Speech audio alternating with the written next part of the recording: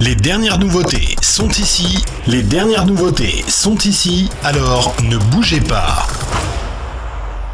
Bonjour Cassandre Morel et bienvenue dans ce premier podcast.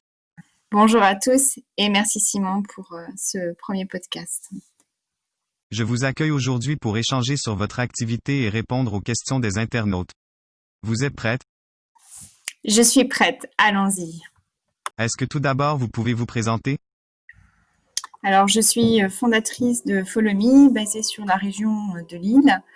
J'exerce en qualité d'analyste et coach professionnel certifié, spécialisé dans l'accompagnement des cadres dits atypiques ou hors normes, impactés par les jeux de pouvoir en entreprise. J'ai une méthode d'accompagnement qui se fait en 3 étapes. Première, écoute et compréhension d'une situation. Deuxième étape, analyse des comportements et origines du conflit. Troisième étape, mise en place d'un plan d'action avec action corrective et durable. En fait, mon objectif, c'est de les amener à redevenir un leader confiant sans mettre en péril leur entreprise, ni affaiblir leur posture. Quel a été votre parcours professionnel? J'ai été assistante pendant plus de 10 ans à tout niveau, de l'hôtesse d'accueil jusqu'à l'assistante du CIO d'une PME de plus de 120 salariés, principalement sur le secteur d'activité du chantier et de la construction, donc aussi bien en France que à l'international. Et parallèlement, j'ai une formation diplômante, donc j'ai un BTS assistante de management, un cycle 2 en psychologie et une certification RNCP de coach professionnel. Cassandre, pourquoi les jeux de pouvoir comme sujet de travail? C'est un sujet malheureusement encore très tabou et j'avais envie d'être une alternative aux personnes impactées qui ne souhaitaient pas être accompagnées par les référents habituels, pour qui le psy est souvent associé à un signe de faiblesse important. Et en même temps, en qualité d'ancienne assistante HSE, j'avais pu échanger avec les partenaires de la médecine du travail et les réponses données à l'époque n'étaient pour ma part pas suffisantes. Et pour moi, il n'est pas possible de traiter les jeux de pouvoir avec une méthode globale. Il faut vraiment un accompagnement très intimiste avec des outils très précis et des interactions vraiment personnalisées. Alors à l'inverse, qu'est-ce que c'est une norme? Et dans ton activité, un cadre dans la norme? Ma définition de la normalité, c'est la suivante. La normalité, c'est l'ensemble des codes, des règles et des comportements acceptés par un ensemble de personnes afin d'évoluer collectivement dans un environnement stable et sécurisant.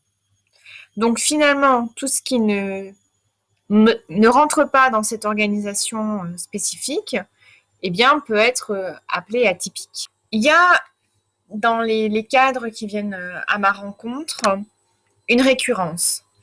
Ce sont des personnes qui sont motivées, qui aiment leur entreprise, qui sont investies dans leurs tâches, qui ont envie d'être dans l'amélioration continue, qui ont envie d'être force de proposition. Et quand ils ont des résultats satisfaisants auprès de leurs superviseurs ou de façon collective, eh bien, ils ne comprennent pas qu'ils aient des réponses comme des agressions, la jalousie, des violences verbales, de l'isolement, de l'exclusion. Et il y a beaucoup d'incompréhension. Moi qui suis dans les règles, qui fais les choses avec sincérité, j'ai comme retour de la part de mon environnement professionnel quelque chose de très négatif. Et ils passent tous par une phase d'interrogation. Que se passe-t-il? De compréhension. Comment je mets du sens? Choisir, qu'est-ce que je fais? Agir, je vais mettre en place tel et quelle action. Mais l'objectif de toutes ces personnes, c'est effectivement de ne plus être impacté et de ne plus subir les jeux de pouvoir. Est-ce que toi, tu as déjà vécu des jeux de pouvoir?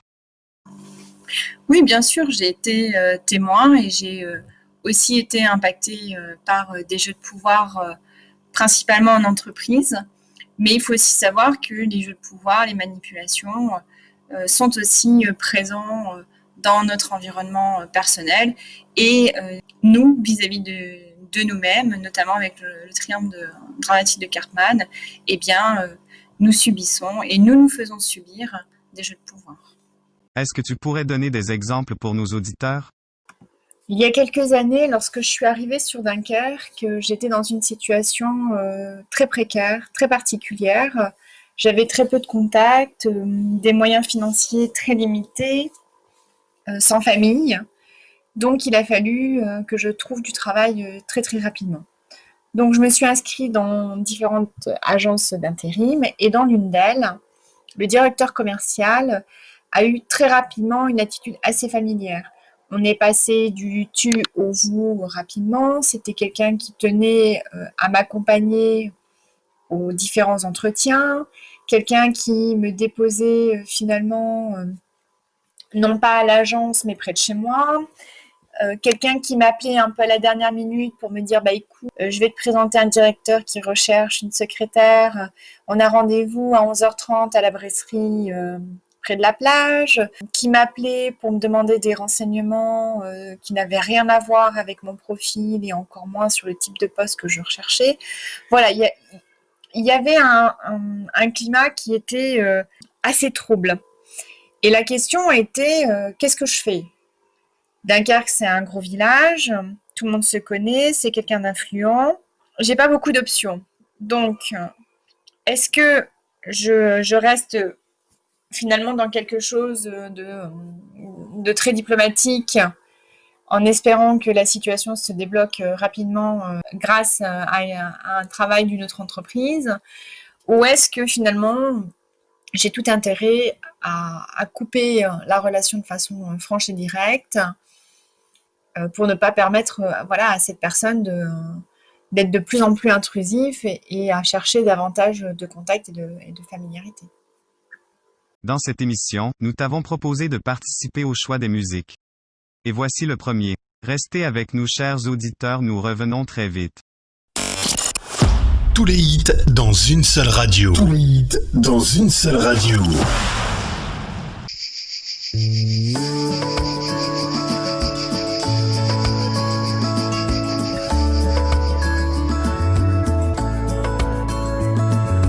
They're the thing I never share. It's going through my mind sometimes. That makes me feel so fine. I don't know why, I just know how. This little thing you know is there behind your eyes, but you don't dare. Or you don't want, or just don't care. Keep it your secret, cause it feels too, It feels so fine, digging right into your mind.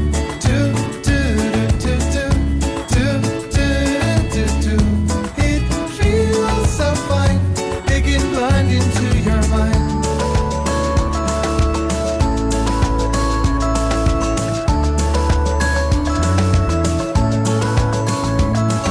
It may be yes, it may be no. It may mean you think I should better go. If I was to guess, you'd never say or even lie, so I don't know. Or maybe nothing serious though. I thoughts of other things to go. As long as it's a mystery, I'll keep on loving, cause it feels too.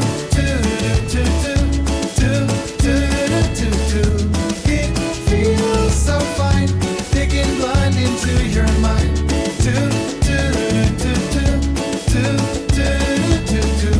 It feels so fine, digging blind into your mind. If you wanna know how I feel, make your way, cause I also play. And if you sing someday, you found my way. Be sure I won't say, and I'll let you play.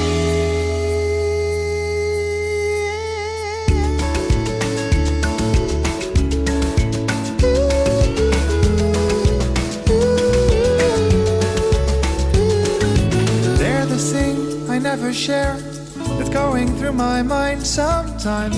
That makes me feel so fine. I don't know why, I just know how to.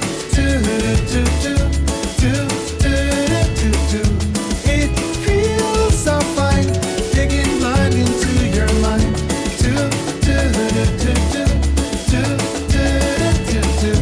It feels so fine, digging blind into your mind.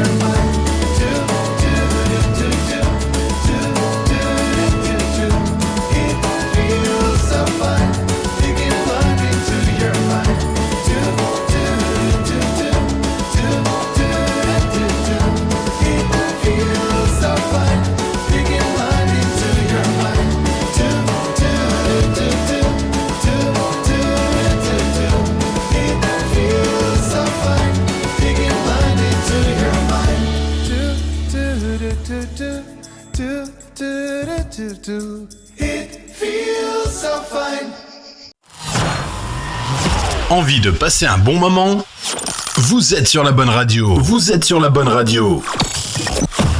Cassandre est toujours avec nous et nous poursuivons l'interview. Est-ce qu'il y a un profil type de victime?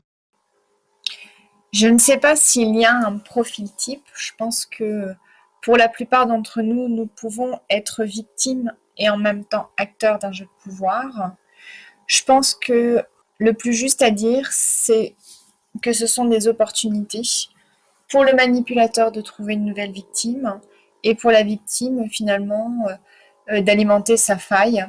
Et c'est de cette rencontre, de ce consentement mutuel, de cette alimentation réciproque que naît et se développe le jeu de pouvoir. Et en même temps, un jeu de pouvoir s'arrête à partir du moment où l'une des deux parties cesse de le nourrir. Est-ce que tu pourrais donner des exemples pour nos auditeurs? Oui, bien sûr.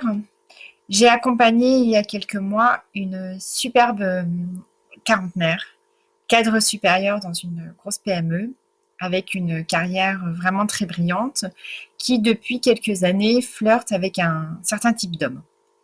Ils sont plus jeunes, célibataires, mais avec une situation professionnelle très instable. Et cela lui permettait d'asseoir une forme de pouvoir, donc ici financier, donc de dépendance pour ces hommes. Et en même temps, elle n'avait pas à s'investir dans cette relation plus que nécessaire parce que ce n'était pas viable sur le long terme. Et pour ces hommes, ils y trouvaient une relation maternelle et ils profitaient du prestige de sortir avec une femme socialement influente. La relation se terminait toujours de la façon suivante, l'homme se sentant émasculé, revendiquait sa place d'homme à part entière, et à partir de ce moment-là, pour la quarantenaire, la relation n'avait plus d'intérêt, donc elle y mettait fin. Au final, il est juste de dire qu'il n'y a pas un mais des jeux de pouvoir. Oui, tout à fait. Il y a plusieurs jeux de pouvoir et il y a différents types de jeux de pouvoir avec différents degrés d'intensité, de manipulation, d'implication et d'impact. Je te propose d'écouter une nouvelle chanson que tu as choisie et nous nous retrouvons juste après. Restez avec nous, chers auditeurs, nous revenons très vite. Nous sommes les seuls à proposer ça. Alors, restez à l'écoute.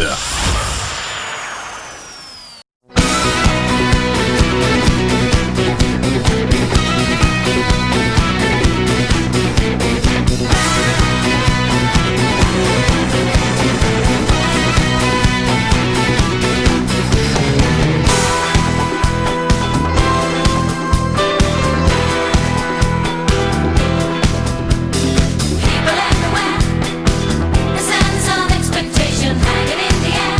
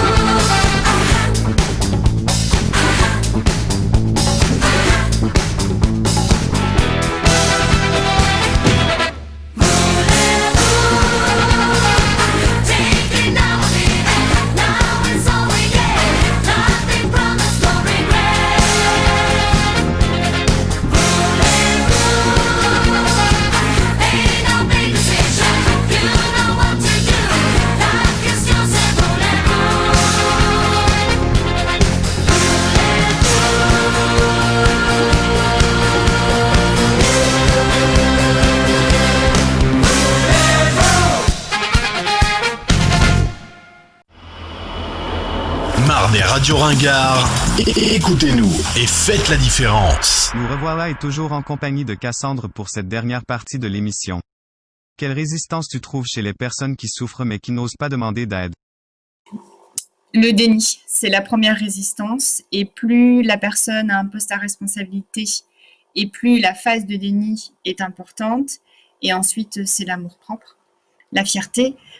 C'est très compliqué de venir demander de l'aide quand on subit un jeu de pouvoir. Il y a beaucoup de croyances limitantes, notamment la pensée magique que la situation va se résoudre d'elle-même. Et ce qui fait que quand je rencontre les personnes que je vais par la suite accompagner, non seulement l'impact est significatif et le jeu de pouvoir est déjà bien avancé. Quel conseil tu donnerais à quelqu'un qui pense vivre un jeu de pouvoir? Et à quelqu'un qui est déjà dans un jeu de pouvoir et qui ne se sent pas bien? En parler. Parler, c'est très important, ça permet de libérer la parole, ça permet d'évacuer les énergies négatives et puis d'avoir l'œil impartial d'un professionnel, ça permet de prendre du recul, ça permet aussi d'avoir un moment d'écoute, d'échange avec quelqu'un qui finalement est très éloigné de l'environnement de la personne et ça permet de protéger l'environnement familial. Je conseille aussi aux personnes de garder et de veiller à avoir une bonne hygiène de vie, de garder le sport, de ne pas tomber dans les excitants, de couper vraiment le téléphone en dehors des heures de travail, d'aller chercher aussi les informations auprès de professionnels pour voir qu'est-ce qui est possible de faire dans cette situation. Parler, échanger. Et ne pas avoir honte de demander de l'aide et de demander un accompagnement et un soutien sur cette période qui est quand même très, très compliquée. Qu'est-ce que tes clients viennent chercher en venant te voir? De l'écoute, principalement, un échange constructif,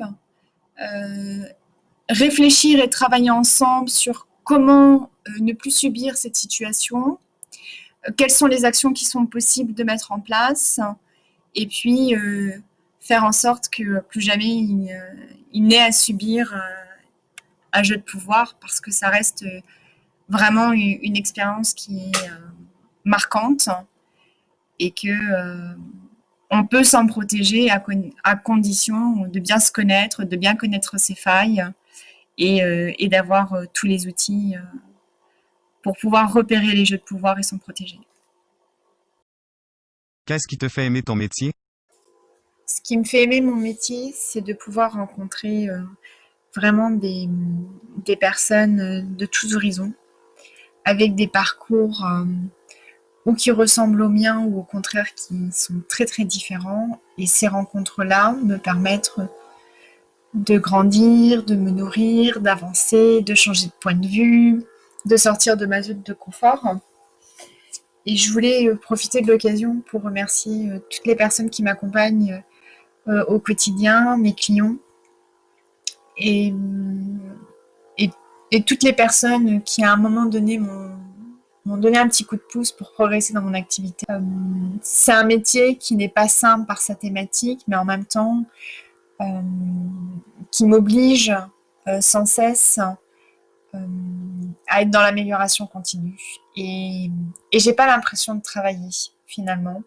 J'ai plutôt l'impression que ce sont des rencontres au quotidien d'hommes et de femmes avec un moment particulier dans leur vie et je suis très contente d'être cet accompagnant de confiance pour leur permettre de se recentrer, de reprendre confiance et de prendre un nouveau départ.